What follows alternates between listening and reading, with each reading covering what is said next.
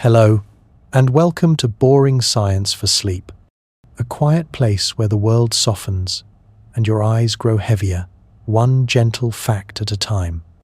Before we begin, I'd love to know, what time is it where you are? And where in the world are you listening from tonight? Your sleepy thoughts always find a home here, just below the video. If you're new here, don't forget to subscribe, so you'll always have something calm to return to. A familiar voice in the quiet hours. Tonight, let's follow a raindrop. Not one that splashes against your window in a storm, but one that waits, that listens, that wanders. Rain is not just water falling from the sky. It's memory in motion, a cycle without a beginning, and a rhythm older than words. Together, we'll explore where rain begins, why the sky sometimes holds back, and how every drop, in its own time, chooses to fall. So take a breath, let your shoulders settle, and let's drift upward to where the clouds first begin to gather. Close your eyes and imagine the sky before the sky you know, not the blue one, not even the grey one that promises rain, but the empty one, the invisible one that exists between the warmth of the ground and the cold hush of the upper air. It's here that the story of rain truly begins. The air you breathe isn't empty.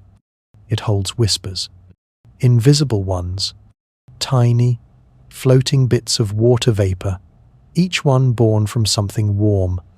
Steam from your morning tea, mist rising off a pond at dusk, a sigh left behind on a winter window. All of it escapes upward, because warm air, like a gentle balloon, rises. It doesn't mean to, it just does.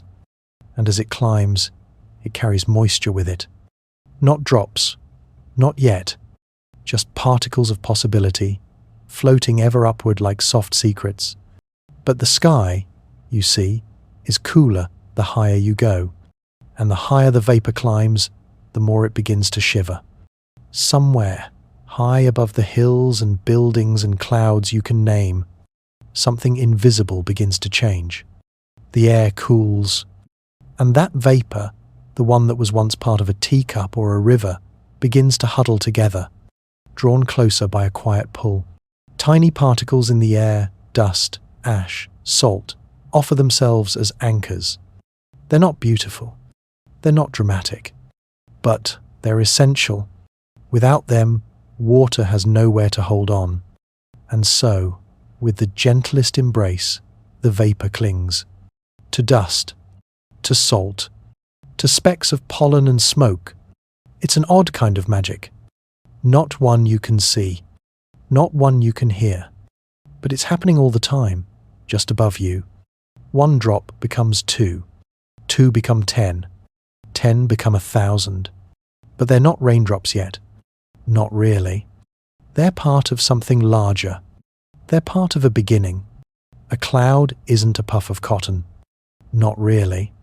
It's a gathering, a quiet assembly of sky stuff, made visible by light and shape and shadow. If you've ever stared at a cloud and thought, that one looks like a ship, or that one looks like a rabbit, you've only half seen it. What you were really seeing was millions of droplets huddled together, suspended in air, so tiny they don't fall, so weightless they just float, waiting. Clouds are born this way, not all at once, but over time. Some take hours to gather, others take days. Some form from ocean breath, others from desert sighs. Still others from the exhale of forests too deep to name. And just like people, no two clouds are ever quite the same. Some are dense, some are wispy, some glow gold at sunset, others shimmer blue at dawn. Their names, cumulus, cirrus, stratus, sound like spells, but they're simply labels for mood. Cumulus, the puffy, cheerful kind. Stratus, the low, heavy blankets. Cirrus, high whispers across the sky. But every cloud, no matter how light or heavy, holds a choice: to rain or not to rain. That decision doesn't come quickly. The cloud must grow. It must wait. It must reach a tipping point, like a cup filled too far, like a heart holding too much. And until then, it just floats, suspended between earth and sky, a soft breath waiting to exhale. We rarely think about the effort it takes for a cloud to exist, to hold itself in shape, to carry the weight of water, to hover against gravity. But the sky is patient, and so is the cloud. All around the world, this quiet gathering happens every day. Above rainforests, above cities, above lonely mountains and sleepy lakes, wherever warmth rises and coolness waits, clouds begin again. Every drop of rain you've ever felt, on your skin, your rooftop, your palm, began like this. Not in thunder, not in storm, but in silence, in a gentle union of vapor and dust, of warmth and cold, of lift and pause. Somewhere tonight, even now, a cloud is forming. Slowly, patiently, a quiet promise in the making. Let's stay here for a while, beneath a cloud that is almost full. Not quite raining, but no longer light. There is a heaviness in the sky, but it is not angry. It is not dramatic. It is simply waiting. You may have felt it before, that strange hush before a rainstorm. The wind slows. The birds fall quiet. Even the light seems to soften, turning a bit silver at the edges. It's not your imagination. The world really does hold its breath. A cloud, you see, is not just made of water. It is made of tension. Each droplet inside is like a thought not yet spoken, a feeling not yet released. And over time, the cloud becomes crowded. The air inside stirs. Tiny updrafts swirl through it, columns of rising warm air, lifting, tossing, holding droplets aloft. It's like a slow, silent dance. A ballet you cannot see, where every motion is meant to keep things suspended. Some of the droplets collide. Not violently, just enough. They merge. They grow. What was once invisible mist becomes visible weight. You might think, why don't they fall? Why not now? Because gravity, though patient, is not always enough. Updrafts are strong, especially on warm days. They cradle the droplets, keep them aloft, whispering, "Not yet, not yet." And so the cloud grows, thicker, greyer, like an old blanket pulled tight over the day. Have you ever watched the sky and said, "It's going to rain soon"? That's this moment, the waiting moment, the build-up, the sky's slow inhale. But it's not just about water. There's energy here, stored, waiting. Electrical charge begins to build between the ground and the cloud. Tiny particles rub against one another as they move, like wool sweaters in winter. Static, tension, potential. And in the distance, thunder begins to think about itself. But not every cloud thunders. Not every build-up is loud. Some are quiet, gentle, the kind that brings soft summer showers or hushed morning drizzle. Still, each one holds the same secret. It cannot last forever. At some point, the updrafts weaken. The droplets grow too heavy. The pressure builds just enough, and a choice must be made. To fall, to let go. It's not an act of force. It's an act of release, like tears that finally come. After a long pause, like sleep at the edge of exhaustion, some drops fall first. Scouts, the brave ones. They clear the path for the rest. And when they fall, the entire cloud knows the wait is over. But just before that, in the moment right before the rain, the air feels different, cool, soft, full of promise. You might feel it on your skin or hear it in the stillness. Even the trees seem to lean forward, as if listening for the first drop. This is a sacred kind of silence. The silence before movement, before music, before rain. It doesn't last long, but it matters, because the longer the wait, the more meaningful the fall. Rain isn't always sudden. It's patient, deliberate. It waits until the sky can't carry anymore, until the cloud has done all it can, and only then does it begin. But for now, just for a moment longer, we stay here, under the waiting sky, listening, feeling, breathing with the cloud. The cloud has waited long enough. It has gathered. It has swirled. It has carried its quiet weight across the sky like a secret. And now, with no fanfare, with no great warning, the first drop falls. It's not loud. It doesn't shout. In fact, if you weren't paying attention, you might miss it. The first drop is often lonely. A single silver thread falling through miles of sky, the beginning of something old and familiar. But the world feels it. A leaf somewhere tilts slightly. A blade of grass catches it like a gift. And the air changes. Raindrops don't plummet.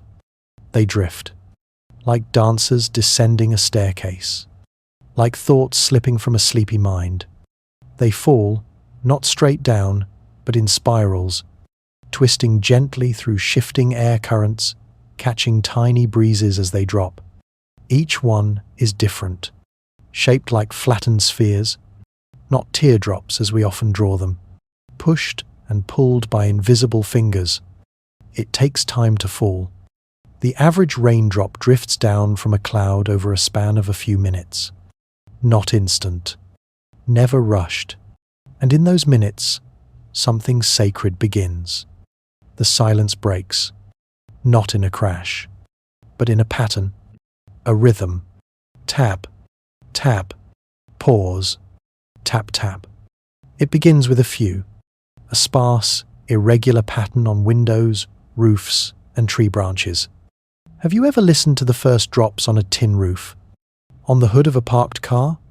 On the soft canvas of a forgotten umbrella? It sounds like a question, tentative, curious, almost as if the sky is asking permission to weep. Animals notice. Birds grow still. Dogs tilt their heads. Even insects pause beneath leaves. The first drop is never just one for long. Others follow.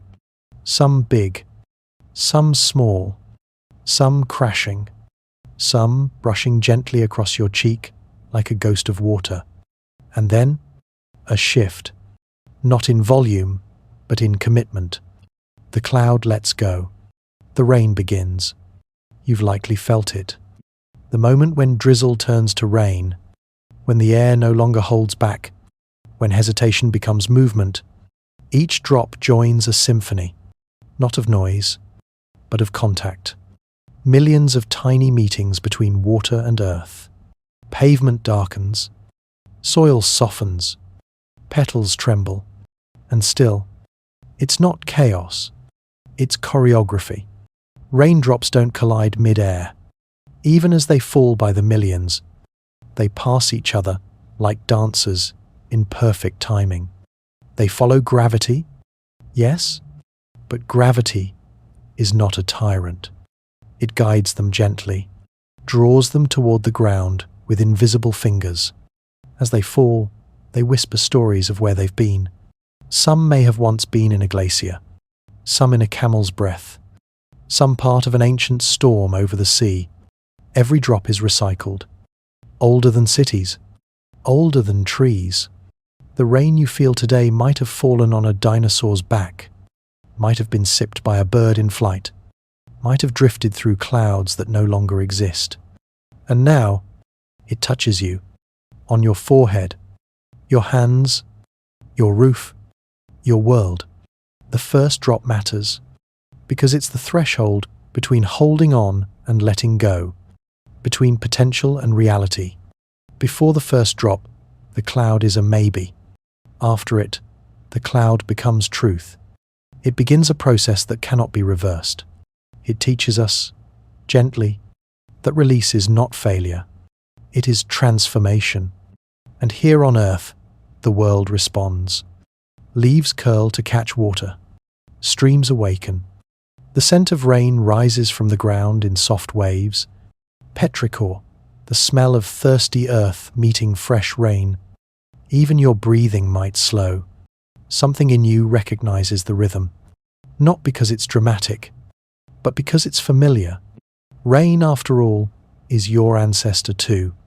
You are made of water, more than half of you. The first drop that falls is not a stranger. It is a returning visitor, a friend. And as it taps the world awake, you too may feel the urge to rest, to watch the window, to listen to the roof, to surrender, just a little, to gravity. So let it fall. Let it soften the day. Let the first drop remind you that everything begins again, in quiet. Rain is not an ending. It is not a final act. It is not simply something that falls. Rain is a beginning. The moment a raindrop touches the earth, a story begins again. Quiet, unnoticed, but never unimportant. It may land on a leaf, where it slides along green veins like a traveler exploring winding roads. It may rest there for a while, a perfect sphere reflecting the sky in miniature, before slipping off the edge and falling again, this time only a few inches. Or it might land in soil, not just on the ground, but into it, disappearing as if swallowed, but never truly gone. Water entering earth is like breath entering lungs. It doesn't vanish, it nourishes. The topsoil sighs as it drinks, dust becomes mud, seeds wake up, tiny root hairs twitch and stretch, sensing moisture they've longed for. And beneath the surface, a world you cannot see comes to life. Microorganisms, quiet and unseen, stir. Some have been dormant for days or weeks, curled into themselves like tiny seeds, waiting. Now, with moisture surrounding them, they begin to move. They break things down, old leaves, fallen bark, forgotten nutrients. Rain activates decay, but not as destruction, as transformation. What once was dead is made into food again.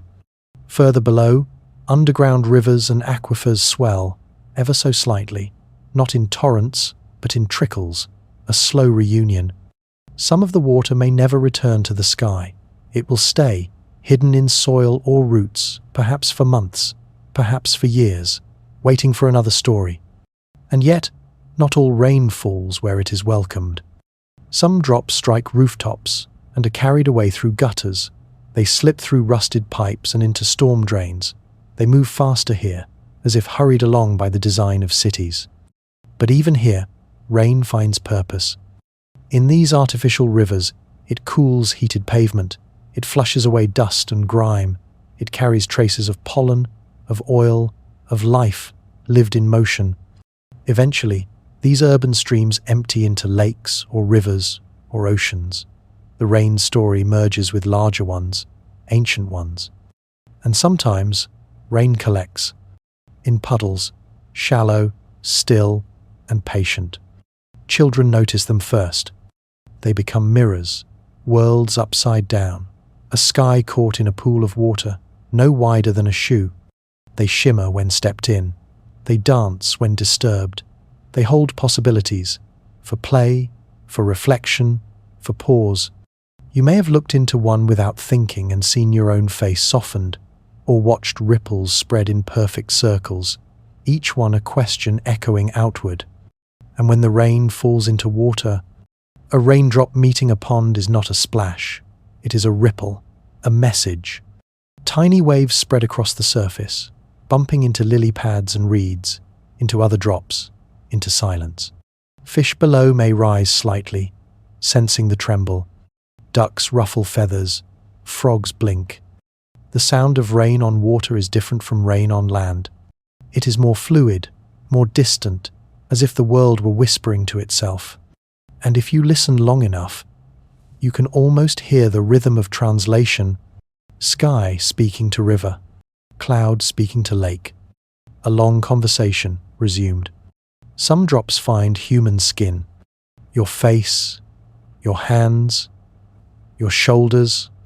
Rain touches you without asking. Not in intrusion, but in recognition, as if to say, I know you. And in return, you feel something ancient. You tilt your head back, you close your eyes, you breathe. Rain reminds the body of what it already knows. You are permeable. You are made of water. You are part of this cycle too. Even buildings notice. Stone darkens, concrete drinks, metal glistens. You can see it happen. Color changes, edges soften, reflections appear. Rain reshapes the world, not by force, but by contact. It makes things look different, and in doing so, makes you see differently. The same street looks calmer in the rain. The same garden looks brighter. The same window becomes a lens through which the world wavers and moves. Not all rain is gentle.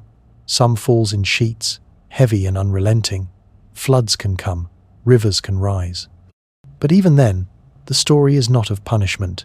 It is of balance tipped too far, of patterns interrupted, of clouds asked to carry more than they should. Rain, even in excess, is not cruel. It is indifferent, perhaps, but it is not mean.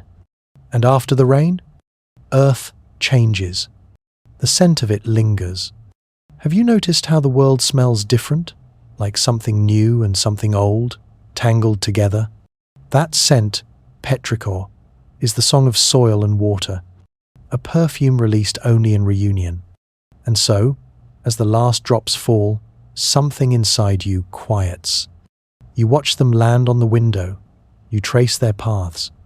They do not fall randomly. Each one has a path, a pull. Some streak across the glass like comets. Some linger, some race. And all of them, eventually, disappear from view. But not from story. Because rain, when it lands, begins. It nourishes. It softens. It reminds. And even though it leaves behind puddles and mud, it also leaves behind a lesson. That falling is not failure. That touching the ground is not an end, but a transformation. And so the earth drinks, and listens, and waits, until the clouds return again. It has rained. The sky has released what it could no longer hold. The clouds have emptied. The ground has welcomed each drop. And now there is a hush. Not silence exactly, but something deeper. Something cleaner. This is the pause between storms. The moment when the world feels rinsed, when the air carries less noise, less dust, less weight. You may have felt this after a rainfall. The breeze is cooler, the light has changed, and breathing feels easier. It's not your imagination. Rain does more than fall. It transforms the very air we live in. Let's breathe it in together. A slow inhale, soft, cool, like opening a window in early morning. After a rainstorm, the world takes a kind of sigh, because water falling from the sky does not only touch the ground, it scrubs the air as it travels. You see, long before a raindrop kisses the earth, it begins collecting things, tiny things, dust, smoke, pollen, microscopic bits of ash, pollution, or even sea salt, drifting invisibly through the atmosphere. These are called aerosols, small particles suspended in air. You don't see them, but your body feels them. They can irritate lungs, cloud the sky, and make the world feel heavy. But raindrops, they notice. As they fall, each droplet acts like a gentle sponge. Static electricity pulls particles toward the droplet's surface. One by one, these tiny hitchhikers cling to the water. They are wrapped, absorbed, and carried downward. Rain doesn't just land, it sweeps.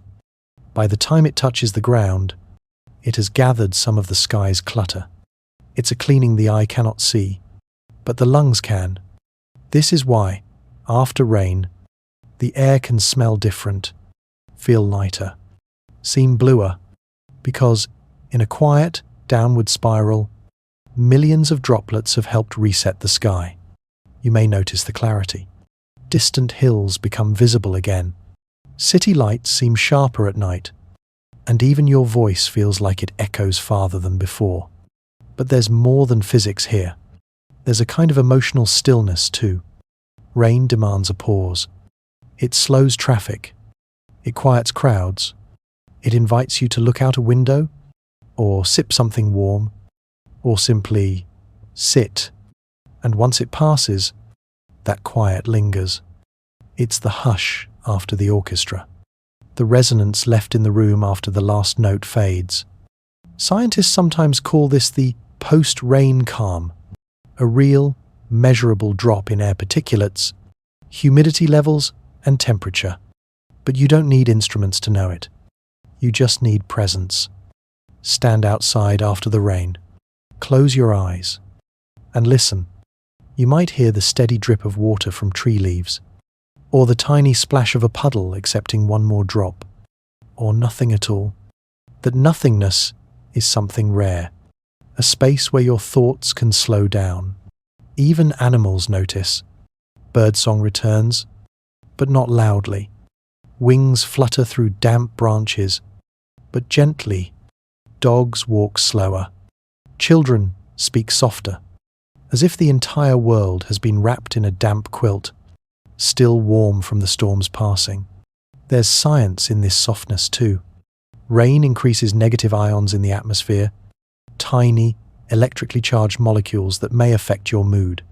Some studies suggest these ions, produced in abundance during storms, can lead to a sense of refreshment or even mild euphoria. Not dramatic, just a quiet contentment, like the peace after crying, or the silence in a chapel after candles have been lit. And still, the pause doesn't last forever. Clouds, after all, are not finished. Even as the air clears, the atmosphere continues its slow, swirling work. The sun may peek out, the light may grow warm, but somewhere, moisture is rising again. The cycle never stops. But this pause, this interlude, is a gift. A moment when the world becomes soft-edged, when the sky gives back not just water, but breathability, clarity, space. You might notice reflections, puddles that mirror trees, or the sky, or your own sleepy face looking down.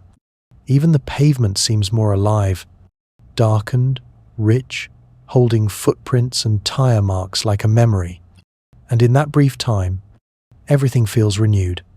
There's a reason poets and painters return to this moment. The pause after rain is a kind of visual whisper. Colors are deeper, textures more pronounced. The world looks washed, but also more true. And you are part of it. The same air that felt heavy with dust hours ago now moves through you with ease. The same sky that felt burdened with weight now opens itself to blue. Even if another storm is coming, for now, you are in the in-between, the middle breath, the pause, and perhaps, if you listen closely, you'll hear something else. Not thunder, not wind, but the quiet voice of the earth, saying, "Thank you." The rain has fallen. It has kissed rooftops, tickled leaves, and danced its final descent across glass, skin, and stone. But its journey, that gentle pilgrimage from cloud to earth, is far from over. For water does not disappear. It continues, quietly, invisibly. It slips beneath the surface. Now, imagine a raindrop, just one. It lands on a patch of soft soil, perhaps beneath a maple tree, perhaps beside a quiet road. At first, it simply rests. There's no rush. The earth, for a moment, holds it at the surface, like a guest not yet invited inside. But gravity is persistent, and the soil, though quiet, is thirsty. So slowly, ever so slowly, the raindrop begins to sink. This is infiltration, the silent absorption of rain into the land. It moves through air pockets between grains of sand, through tiny tunnels of clay, through crumbled bits of fallen leaves and roots. And here, beneath our feet, the world opens wide. Because just below the surface, there exists a hidden city, a porous, living network of tunnels, fibers, and empty spaces where water moves like thought through a sleeping brain. No bright lights, no roaring currents, just steady, downward drift. Some drops travel only inches, before meeting a tangle of roots. And there, they pause again. A thirsty tree reaches for them. Tiny hair-like rootlets sip them in. And just like that, the drop becomes part of something new. Wood, leaf, shade. Other drops continue. Deeper still. Some get trapped in pockets of rock. Others are soaked up by sponges of moss and fungi. Still others, in time, reach aquifers, ancient, underground lakes hidden beneath stone. Imagine that, a raindrop that once fell on your roof, now slipping silently through sandstone, to join a body of water thousands of years old. This is percolation, the slow, careful movement of water deeper and deeper into the earth. And it is not hurried. Some of the water that falls today won't resurface for centuries. It will linger in darkness, still and cool, becoming part of the planet's quiet memory. But not all rain goes down. Some of it travels sideways. It may find a slope and begin to run, not underground, but across the surface. It joins with others, becomes a trickle, then a rivulet, then a stream. This is runoff. And while it may seem chaotic, it is anything but. Water always seeks the lowest point, always flows toward balance. And so the drop continues, flowing over gravel, slipping between blades of grass, spinning in circles through gutters, merging with puddles, ponds, and eventually, rivers. These rivers remember the rain. Each one carries the history of a storm. They reflect not just the sky, but the land that drank before them. Runoff also carries more than water. Bits of soil, seeds, minerals, even stories, written in dust, washed from city streets, or cradled gently from a mountain slope. This is how water connects the highlands to the valleys. How a single raindrop might journey from the side of a hill all the way to the ocean. And then, in time, it rises again. But not yet. Let's stay underground a little longer. In the dark, damp hush of the subsurface world, water becomes something sacred. It cools roots. It nourishes fungi. It forms tiny caverns lined with crystals, slowly sculpting caves in limestone, one drop at a time. Some of this underground water becomes springs, emerging days or decades later, as crystal streams bubbling from stone. Some of it will feed wells, drawn upward to fill cups and kettles far above, and some will wait for years, for centuries, waiting beneath deserts, beneath forests, beneath your very home. These ancient waters are called fossil water, remnants of rain from a world long gone. No matter how far it travels, rain never forgets. It always leaves traces, in the way a fern uncurls in the days after a shower, in the way a cracked path softens, in the way your own skin feels after walking through mist. Even puddles, fleeting as they are, change the world for a moment.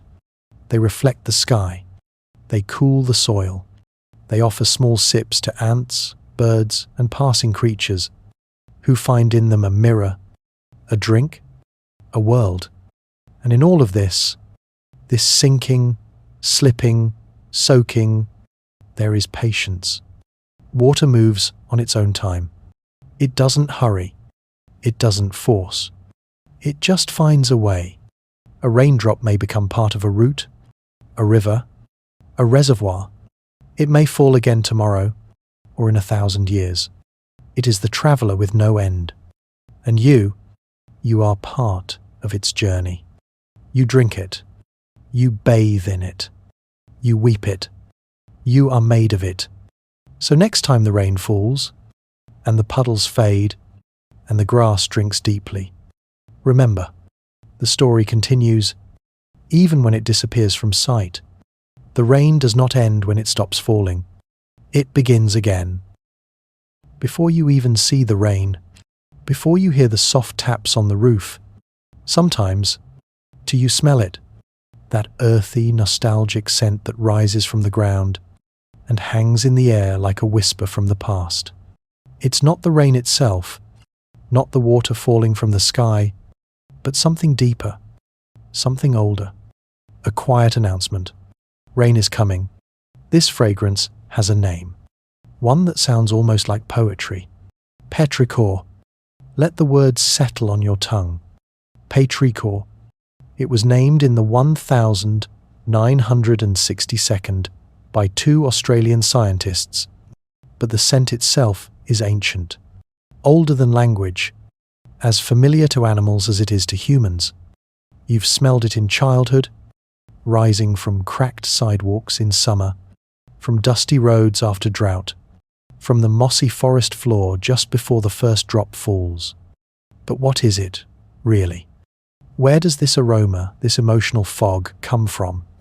Let's start beneath your feet. The soil isn't just dirt, it's alive. A complex mix of minerals, microorganisms, and organic material, all constantly interacting. When the earth is dry for a time, certain plant oils settle into the soil and rocks. These oils are released by vegetation, especially during long dry spells. As a sort of defense or communication, you can think of them as whispers from the plants. I'm still here, waiting. Meanwhile, bacteria in the soil, called actinomycetes, go quietly about their work. They help break down organic matter, returning nutrients to the soil. In the process, they produce a compound called geosmin. Geosmin is what gives soil its earthy scent. Even just a few parts per trillion of it in the air can reach the human nose. Now imagine, the sky darkens, clouds gather, humidity rises. Before the first drop touches the ground, the air becomes heavy. Moisture clings to every surface. The soil awakens. The hidden oils and geosmin begin to stir. Then, the first drop falls. It hits the ground, and with it, a miniature explosion. Tiny air bubbles burst from the surface of the soil, releasing invisible aerosols into the air. These aerosols carry microscopic droplets, filled with scent molecules, the oils, the geosmin, the essence of the earth. And you breathe it in, a scent carried on memory. Soft, deep, unmistakable. It's not just a smell, it's a feeling. Like being tucked in with a blanket you haven't seen in years. Like hearing a lullaby you forgot you knew. That's because scent is uniquely tied to memory. More than sight, more than sound. Your olfactory nerve, the one responsible for smell, has a direct line to the limbic system of the brain, the part that processes emotion and memory. So when you smell rain, you're not just recognizing petrichor. You're also remembering a childhood afternoon when you danced barefoot on wet grass, a long walk where rain kissed your eyelashes, a moment when someone held an umbrella over your head and smiled. You're remembering how the world felt safe for a moment, held, cleansed. That's the magic of petrichor. It is rain's prologue, its soft-spoken messenger. Even animals respond. Camels in the desert are known to detect petrichor long before rain arrives and begin to move toward it. Elephants too. And birds. Many species begin to stir, to call, to feed. sensing the shift in the air. For them, and for us, petrichor signals more than weather. It signals hope, a change, a restart, a drink after thirst. Even in cities where stone replaces soil, you'll smell it. Concrete absorbs the oils. The cracks and crevices hold on to memory. When rain falls, the scent still blooms. And for a few minutes, even the busiest corner of downtown smells like a forest path. Even asphalt can remember. Somewhere in the air, there is a raindrop that hasn't yet landed. And already, the world is preparing for its arrival. Isn't that remarkable? That we can smell a moment before it happens? That we can remember things, not just with our minds, but with our noses? Even now, as you lie here, perhaps you can call the scent to memory. Close your eyes. Picture a quiet afternoon. The air is still. Clouds gather above like slow-moving ships. And then, that smell. Soft, green, golden brown. Not sharp, not perfumed. Just earth. Not dirty, but alive. A signal that something is shifting. That rain, once distant, is near. And when it finally arrives, falling in slow sheets or sudden torrents, the smell deepens. Fresh, cool, and yet comforting. Almost like the earth is exhaling. Even after the rain stops, the scent lingers. In wet grass, in steaming pavement, in the folds of your coat, it follows you home, subtle but persistent, a reminder that the sky touched the earth and left behind a story. That's what petrichor is, the sky's signature, signed in scent. And the next time you smell it, remember that you are part of a cycle, one drop among billions, but with a nose tuned perfectly to sense a rainstorm before it begins. What a gentle superpower. So as you drift now, with the scent of imagined rain, settling softly into your dreams, let go. Let the world smell sweet again. Let your mind water itself in memories of stillness, soil, and the hush between drops. Somewhere, a puddle shimmers in the last light of day. It's quiet now. The storm has passed. Leaves are dripping. Streets are slick. And the air carries that clean, rinsed feeling, as if the world had just washed its face. But something else is beginning. Not with thunder, not with a rush, but with a whisper. The return, you might not notice it, because it happens slowly, gently, like a breath you don't know you're taking. But this, right here, is the beginning of rain's next chapter, where water rises again. This is evaporation.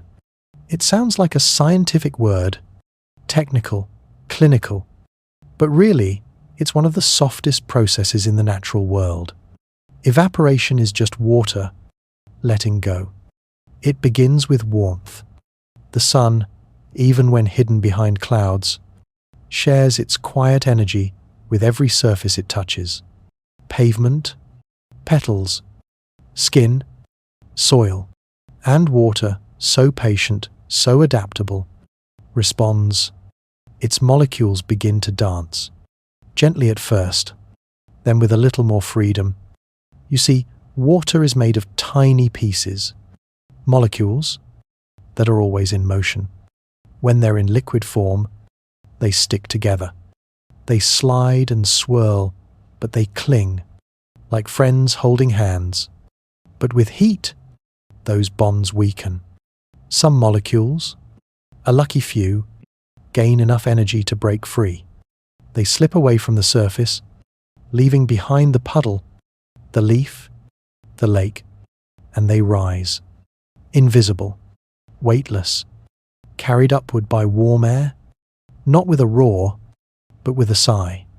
This is the beginning of water vapor, a transformation so subtle, you almost have to imagine it to believe it. Raindrops, reborn as mist, The same water that once fell from the sky is now returning to it, not in a rush, but in ripples, waves of quiet release. Evaporation happens everywhere, from the ocean's surface, where sunlit waves breathe mist into the sky, from damp sidewalks in the city, where steam curls upward after rain, from your skin, yes, even your breath, as tiny droplets leave your body with every exhale. Water is always on the move. Even now, as you lie still, millions of molecules are lifting gently away from puddles, ponds, petals, returning skyward. But evaporation is only the first part. There is also transpiration. That's when plants, those silent green witnesses, to release water from their leaves. You could say they exhale too. Tiny openings called stomata open, and moisture escapes into the air. A forest, in the heat of the day, breathes out an invisible cloud. Collectively, trees and grasses and flowers return rain to the air. It's called evapotranspiration when it happens together, the earth exhaling as one. This is how the sky is refilled. Not all at once, not with drama, but with the slow, patient breath of a living planet. As the vapor rises, it meets cooler air above. And here, in the quiet upper layers of the sky, something begins to shift. Warm air holds more moisture. Cool air holds less. So when the vapor meets the chill, it begins to gather. This is condensation, the opposite of evaporation. The free-floating molecules, once independent and scattered, begin to reunite. They find each other again, cling together, become droplets once more. Tiny ones, too light to fall just yet. But they begin to cluster. These clusters become clouds. Yes, clouds, fluffy, floating sculptures of water, just waiting for the right moment to let go again. So you see, the cycle continues. Rain doesn't simply fall and vanish. It's borrowed, shared, held for a while, and then released. Some of the water from your cup of tea may rise tomorrow and drift above your city. Some of the rain that kissed your rooftop last week may already be part of a cloud, drifting over a distant forest. It's all connected. The same water, endlessly reimagined, in oceans, in clouds, in leaves, in tears. This journey is not linear. It's not one way. It's a cycle, one of the oldest on Earth. Even before there were rivers, before there were plants, there was evaporation, condensation, rain, and still, it continues. The next time you see steam rising from hot pavement, or mist curling over a morning field, or the delicate fog that settles over water just before dawn, I know that you are watching rain's rebirth. It is not an ending, but a gentle return, and just as you breathe in and out, so too does the water around you. Exhale, evaporate, rise, inhale, condense, fall, a rhythm older than memory, a heartbeat you can't hear, but one you feel in your lungs, your skin, to your sleep. So let it carry you now. Float with the vapor, drift with the invisible. Trust that the sky, like the earth, never forgets the water it holds. And somewhere, far above, the rain is waiting to fall again.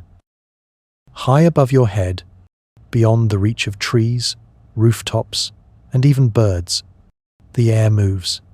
You may think of the sky as still, soft, empty, but it isn't. It's full, brimming with invisible motion. And within that motion, there are rivers. Not of water you can see, not of droplets or puddles, but of vapor, long, winding bands of moisture that drift silently through the atmosphere. They are called atmospheric rivers, and though you've likely never seen one, they carry more water, than the Mississippi, more than the Amazon, more than every river on Earth combined. But in the sky, these are not clouds, not storms. They are corridors, invisible highways in the air. Let's imagine them together. Close your eyes and picture a great stretch of sky above the ocean. The sun shines, waves glitter, and water, faithful, patient, begins to rise. It evaporates, silently, steadily, climbing into the warm air, not just here, but across vast regions of sea. And as the moisture lifts, winds begin to shape it. They gather the vapor, draw it into long, narrow streams. These streams stretch for hundreds, sometimes thousands of kilometers, and though you can't see them, they flow, carrying their invisible load across continents. Atmospheric rivers don't always stay in one place. They drift, shift, meander like their earthly cousins. And when they reach land, when they bump into mountains, cold fronts, or changes in pressure, they begin to release their burden. That's when the vapor condenses, when clouds form, when the rain falls. In fact, many of the biggest storms in history, especially on coastlines, have been fed by these sky-born rivers. Imagine that. Rain from the Pacific, falling in California, because a river in the air carried it across an ocean. But these rivers don't always bring floods. Sometimes they bring life to forests, to fields, to thirsty places that wait all year for a single, soaking visit. Like a guest that arrives without knocking, but brings everything you needed. Atmospheric rivers are part of something bigger. They belong to the hydrologic cycle, the great water dance that never stops.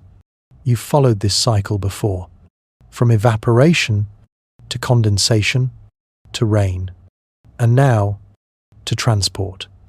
Because water doesn't just fall and sit, it travels, it connects. And just as rivers on land feed valleys and deltas, rivers in the sky feed rain clouds. Some atmospheric rivers are seasonal. They return like migrating birds, arriving with the same wind patterns each year.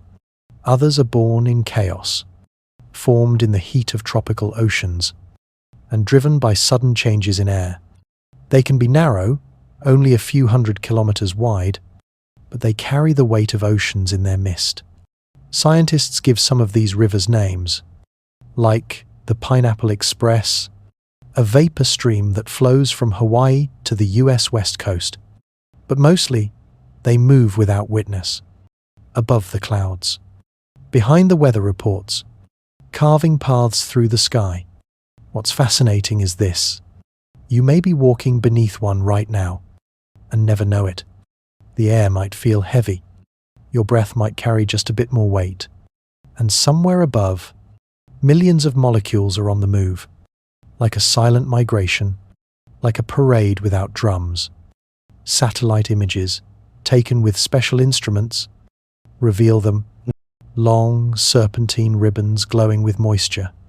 They look like brush strokes on a painting, soft curves, bright against the darkness of space. And all of them are rain, waiting to happen. But they are also memory, because the water in these rivers has a story. Some of it rose from tropical oceans, some from melting snow, some from the sweat of trees in distant jungles, some, perhaps, from a tear, shed in silence long ago. Once in the sky, water forgets its origin. It becomes part of something larger, and when it falls again, it will fall without labels, without borders, just rain, returning. In this way, atmospheric rivers are like veins, carrying the lifeblood of the planet from one place to another. And while they are powerful, they are also delicate. Climate change, for example, is altering their paths, their frequency, their intensity. Some places receive too little now, others too much. It's as if the planet's circulatory system is beginning to strain. But still, they flow, carrying not just water, but possibility, because the next raindrop that falls on your roof may have traveled 1,000 miles. The puddle outside your window may be the end of a journey that began across an ocean. And you are part of that cycle too. When you boil water, when you breathe, when you walk through fog, you contribute. You rise. You fall. You drift, just like the sky. So as you rest tonight, know that far above, a river is flowing, silent, strong, unseen, and one day soon, perhaps tomorrow, you'll hear it tap against your window as rain, a traveller returned. And in that moment, you'll remember the sky is not empty. It never was. It holds rivers, stories, you. The world has quieted again. You're lying still. The sky outside may be dark or glowing gently with city light. Maybe there's a window cracked open near you, just enough to hear the soft hush of water. Because somewhere out there, even now, rain is falling, not in a storm, not in fury, but in that familiar rhythm, like the steady beat of a lullaby. Tap, tap, tap. And if you listen closely, not just with your ears, but with something deeper, you might feel it. That ancient recognition, because rain has always been with us. Before fire, before writing, before walls or shoes or streets, there was rain. It fell on the backs of animals who didn't yet have names. It kissed the skin of ancestors whose stories have been lost to time. It softened the soil where the first seeds were buried by hand. Rain is memory, but not a memory that belongs to you alone. It's shared, across species, across centuries, across every beating thing that's ever tilted its face to the sky and waited. You were born knowing this sound. Even in the womb, your tiny ears may have heard it, the muffled drumming on a rooftop, the distant swell of a coming storm. And somehow, you knew it wasn't danger. It was comfort, a reminder that the world moves on a rhythm, that everything has a cycle, that water falls and rises again. As children, we danced in it, barefoot, without asking. As teenagers, we ran from it, laughing, hair plastered, hearts thumping. As adults, we watch from windows. We slow down. We listen. Rain invites stillness. Not just in the streets it quiets, but in the mind. There is something hypnotic about its persistence, something sacred in its patience. It doesn't ask for attention. It doesn't demand applause. It simply falls. Again, and again, and again. And perhaps that's what makes it feel like home. Not a house, not a city, but a knowing that the world still works, that something ancient is still ticking. Rain is the planet exhaling, a breath you can feel on your cheeks, a sigh that settles the dust, a whisper that says, "I'm still here, and so are you." Have you ever noticed how memories attached to rain? Certain days become immortal because of how the sky wept when they happened. A farewell hug in a parking lot, a quiet walk after heartbreak, a hot coffee shared with someone you loved while the windows fogged and the world blurred. Rain softens moments. It smooths the sharp edges. It fills the silences between words. It gives us permission to feel, and in the pause it offers, we return to ourselves.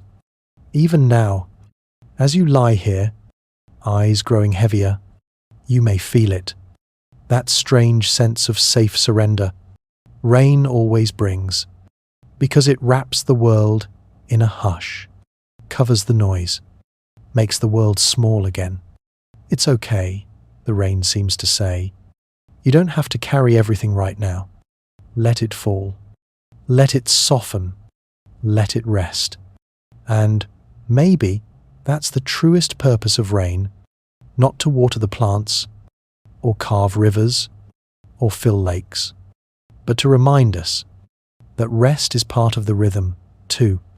That letting go is just as natural as holding on, that there is beauty in the pause. So tonight, as this story closes, and your breathing slows, and your thoughts drift like mist, remember, the rain never really ends. It's always on its way somewhere, from cloud to drop to puddle to air again. And so are you, always changing, always returning, always beginning again. Let the story of rain cradle you now, not with facts, not with answers, but with the softest kind of truth. You are part of this rhythm, this cycle, this world. And for now, you can rest. Let the sky do the moving. Let the earth drink. Let the water fall. You've done enough today. Let go. Sleep well.